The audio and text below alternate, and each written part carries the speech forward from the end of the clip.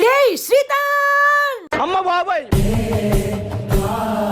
ఎంత మంట గట్టిగా అరిచావు, జర్రం తిన్న గుండాగిపోయేది. ఫస్ట్ నువ్వు ఆ మాటలు తగ్గించరా వసపిట్ట.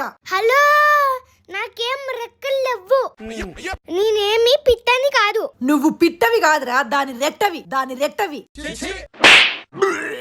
ఎప్పుడా బొమ్మల ముందేసుకొని ఆడుకోపోతే కాసేపైనా చదువుకోవచ్చు కదరా. అమ్మా ఏమైందిరా?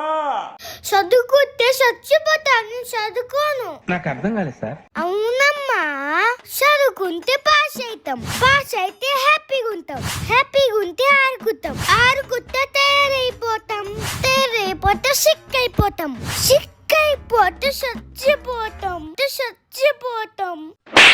అందుకే నేను చదువుకోను. ఈ చచ్చు తెలివితేటలకి తక్కువేమీ లేదు నిన్ను.